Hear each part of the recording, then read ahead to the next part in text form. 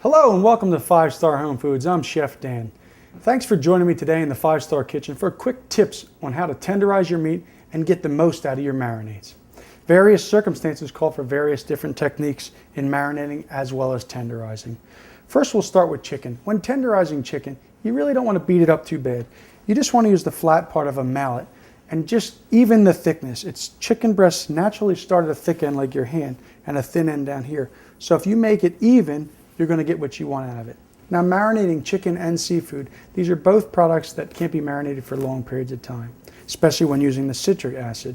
There are also acids such as beer, vinegar, and wines you can use. Tops 2 hours when marinating the chicken. Fish, you're going to only want to marinate for about 15 minutes.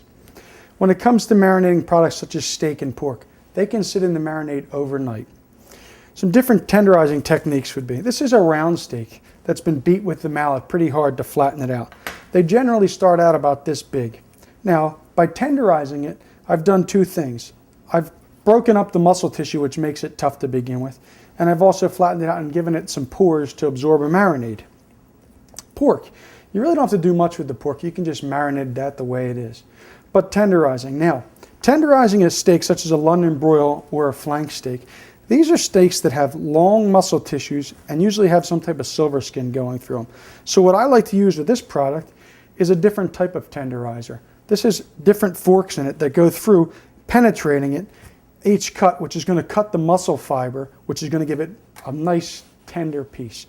You're also going to cut this on the bias very thin to make it tender. Now, when marinating meats, you want to put them into a Ziploc bag. This happens to be our Asian marinated flank steak, which can be found on their website today.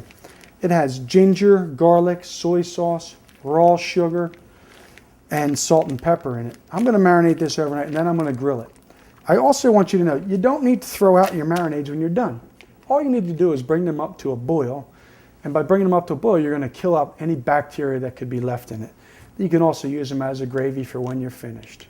Some other things that give flavor in marinades and also the acids would be wines, beers, vinegars, soy sauce, and the always faithful citrus.